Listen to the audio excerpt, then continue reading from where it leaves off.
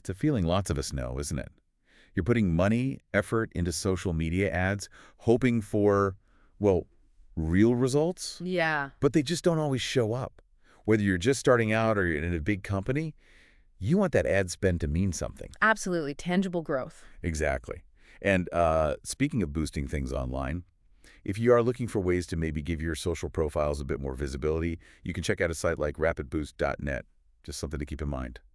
It's a really common problem, though, the ad results thing. The whole digital space is just so It crowded, is. getting heard, driving real action. It can feel really tough sometimes. That's exactly what we're digging into today. A listener actually sent us a guide. It's called 5 Social Media Ad Strategies That Drive Results Across Any Industry-Proven Tips Inside. Oh, interesting. Yeah. So our mission here is to pull out the best, most actionable stuff from this guide for you. We know you want the key info, like quickly but properly without getting totally swamped. Right. And honestly, there are some angles in here that maybe aren't the typical advice you hear everywhere. Yeah, what seems useful about this guide is that it really focuses on principles that work, anywhere, not just the latest trick or some niche thing, but the core ideas that drive good advertising, no matter the industry or who you're trying to reach. Totally agree. It lays out 5 main strategies it claims really work consistently. So let's dive into those. Strategy 1 first. Let's do it. It's about this shift towards hyper-targeted audiences, quality over quantity, essentially. Yeah, this first one really nails a big change in advertising. The old way, just blasting a message out to everyone. Yeah, the spray and pray approach. Right. It's just not efficient anymore. Now it's all about finding exactly the right people, those most likely to actually care about what you're offering. And there's data backing this up. The guide mentions an Epsilon study. It says something like 80% of consumers.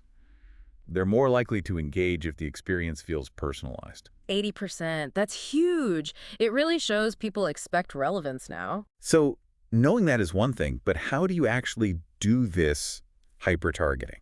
Well, the good news is the platforms themselves give you some pretty powerful tools. We're talking way beyond just age and city. Right. You can target based on what people actually buy, their specific interests, even really niche micro interests, major life events, or even signals showing they're intending to buy something. Like searching for specific products. Exactly. Someone looking up best running shoes for marathon training is showing clear intent. Platforms like Facebook, LinkedIn, Twitter, they've built these advanced tools precisely for this. It's almost a little scary how much they know.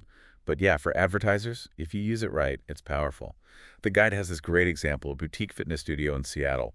They used Facebook's lookalike audience tool. Ah, yes. Lookalikes. Can you explain that a bit? Yeah. What happened? Sure. So a lookalike audience lets you take info about your best current customers, maybe an email list, for example, all anonymized, of course. Facebook then analyzes their common traits, demographics, interests, behaviors, and finds other people on Facebook who look similar statistically. The idea is these lookalikes are probably also going to be interested in you. Makes sense. And for that Seattle studio, by targeting these lookalikes, new people were 89% more likely to sign up. 89%. Wow. And get this, their sign-up rate was 3 times higher compared to when they just ran broader ads. 3 times. Okay, so that really drives home the point. It's not just more eyeballs, it's the right eyeballs. Precisely. And the guide also talks about retargeting as part of this. That's Yeah. key too, right? What exactly is retargeting for anyone maybe not familiar? Retargeting is basically showing your ads again to people who've already interacted with you somehow. Like visited your website? Exactly, or maybe opened an email or watched a video you posted.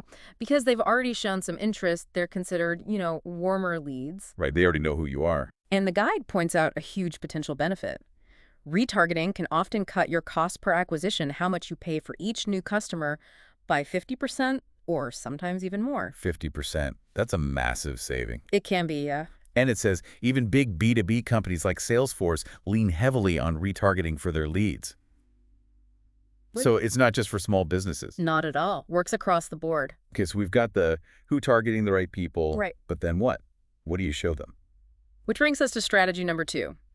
Compelling creative that actually stops the scroll. Yes, absolutely crucial. You know how fast people scroll through their feeds? Oh, yeah. Thumb-blurring speed. Exactly. You have maybe a second, maybe 2 to grab their attention. Bland, generic stuff just vanishes. You need something that makes them pause. Scroll stopping. I like that term. The guide mentions HubSpot data. Video ads get way more engagement, something like 48% more than static images. Yeah, video is powerful. The motion, the sound, Mm. it naturally catches the eye. But it's not just about using video. Yeah. The guide stresses that even static images can work really well if they use, say, motion graphics, strong colors, bold text. But beyond the visuals, it's about the story. Story? Yeah, using real people, authentic narratives, offering value right away, having a strong hook. That tends to beat just, buyer stuff messages. That makes sense. People connect with authenticity. And then there's A/B, testing the creative. That's essential too. Oh, absolutely vital. Never assume you know what's going to work best. You have to test different versions. Like different pictures or headlines. Exactly. Test visuals, test headlines, test the call to action, see what actually gets the clicks and conversions. The guide uses Glossier as an example. Oh, yeah. They found that user-generated photos, like real customer before and after selfies, actually tripled their click-through rate compared to their slick professional product photos. Tripled. Wow. So authenticity trumped polish. In that case, definitely. It shows you need to test assumptions. And the last bit on creative was about tailoring it to the platform. Yeah. Why is that so important? Yeah. You can't just use the same ad everywhere. Well, you can, but it's usually not very effective. Hmm. Think about it. Instagram stories are vertical, fast, often casual. Right. LinkedIn is professional. People are there for business insights or jobs. TikTok is all about trends, short videos, often humor. Very different vibes. Totally. So trying to force a square, corporate-looking image onto TikTok probably won't land well. And a funny TikTok trend might look out of place on LinkedIn. You need to speak the platform's language. Right. Adapt the format and the tone. Okay, so target the right people, make creative that stops them, tailor it. And let's talk money. Strategy 3. Data-driven budgeting and bid strategies. Yes, spending smart is just as important as creating smart. You can have the best ad, target perfectly, but if the budget's wrong. Exactly. You won't get the best bang for your buck. The guide mentions this 70-20-10 rule for allocating budget, attributes it to Neil Patel. Could you break that down? Yeah, it's a pretty practical framework. The idea is put about 70% of your budget into what's already working, your proven winners. Okay, the reliable stuff. Right. That gives you stability. Then about 20% goes to testing things that look promising.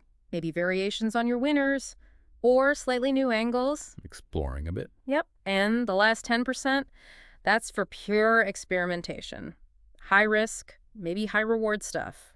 Could be a total flop, could be your next big win. I like that balance. Core, explore, experiment.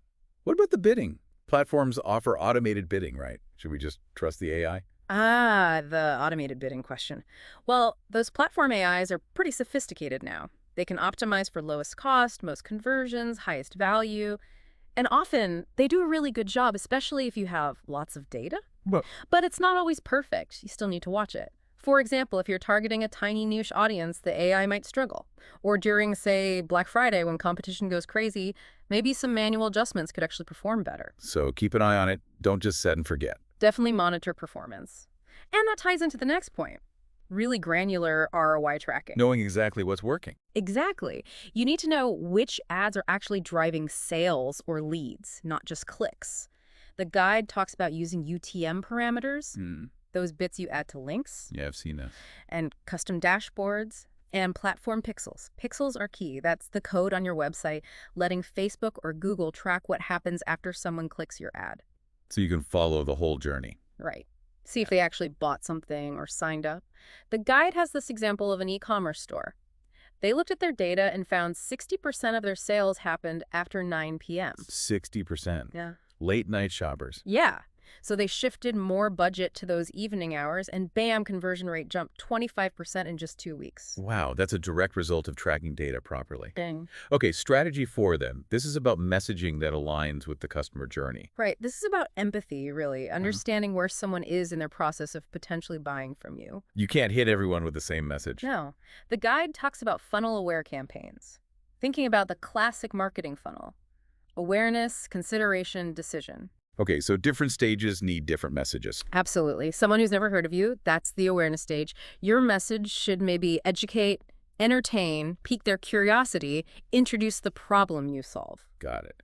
And consideration. Consideration is when they know they have a problem and are looking at solutions. So maybe show them a demo, offer a case study, compare features, build trust. Okay. and decision. Decision stage is when they're ready to choose. That's when you hit them with the clear offer, the buy now, maybe a special discount, make it easy to convert. That makes intuitive sense. The guide mentioned a sauce company using LinkedIn ads like this. Tailored messages for each stage. Yeah, and they saw a 41% jump in demo bookings just by aligning the message to where the prospect was mentally. 41% is significant. It shows that relevance really matters. It really does. And you can take that further with personalization at scale using dynamic content. Dynamic content, like Right. showing different things to different people automatically. Exactly. It could be automatically inserting their first name into the ad copy. Or showing them a local offer based on their location. Or if they looked at specific hiking boots on your site, showing them an ad featuring those exact boots. Ah, that's clever. Airbnb apparently did really well with localized ads, tailoring them by city or region, drove something like 2.3 times more bookings. Because it felt more relevant. Precisely. It makes the ad feel like it's actually for them. Yeah. Okay, so that covers audience, creative, budget, and messaging, which leaves the fifth and final strategy, continuous optimization. Right, the relentless iteration part. So it's never really done, is it? Nope, never done. Even a campaign that starts strong can fade over time. The landscape changes, competitors adapt, audience fatigue sets in. So you can't just launch and walk away. Definitely not. You need to be constantly monitoring and tweaking. And the guide makes a great point. Look beyond the easy metrics like clicks or impressions. Vanity metrics. Yeah, sometimes. Focus on what actually impacts the business, bottom line. Did they add to cart? Did they sign up for the trial? Did they actually buy those downstream metrics? It suggests setting up like weekly reporting to keep tabs. Okay, weekly checks. And how do you optimize? What tools help? Well, analytics are key. Things like Google Analytics 4, social listening tools like Sprout Social maybe, and definitely the platform's own tools. Meta has these conversion lift studies, for example. What do those do? They basically run an experiment for you, show your ads to one group, not to a similar control group, and then measure the difference in behavior. Wow. Helps you understand the true impact your ads are having beyond just last click. I see. Isolating the ads effect. Exactly. And the guide mentions an insurance broker using predictive analytics. Oh, fancy. Yeah, they used it to find these super specific, high-converting micro-segments in their audience, tailored campaigns just for them, and cut their cost to acquire a customer by 37%. 37%. That's the power of deep data analysis. It really is. Using data to constantly refine who you target and what you say. And the final piece of optimization, learning from failure. Ah, yes. The one nobody likes to talk about. But it's so important. An ad that bombs can teach you more than one that just does okay. How so? Because you figure out why it bombed. Was the targeting off? Did the creative miss the mark? Was the offer wrong? The guide says, pause the losers quickly, figure out the lesson, document it, and then reinvest that budget into new tests based on what you learned. Turn failures into fuel for the next experiment. Exactly. It's a continuous improvement cycle. Okay, so let's recap quickly. Success isn't some magic bullet or just having deep pockets. It's about executing these 5 things really well. Hyper-targeting the right people. Quality over quantity. Creating genuinely compelling, scroll-stopping, creative, tailored to the platform. Yep, grab that attention. Using data to drive your budget and bidding, not just guessing. Spend smart. Matching your message to where the customer actually is in their journey. Empathy and relevance. And finally, never stopping. Always testing, analyzing, optimizing, learning. That's the core of it. These aren't just theories. The guide stresses these are proven tactics that work across different kinds of businesses. So for you listening, the next step is really digging into these. Either investing the time to master them yourself or, like the guide suggests, maybe finding experts to partner with. Right. It's about moving from just spending on ads to strategically investing in growth. Well put. And maybe a final thought to leave you with, your next big breakthrough campaign, the one that really moves the needle. Yeah. It might be closer than you think. It could just be a matter of applying these strategies consistently with focus and that commitment to always be learning and improving.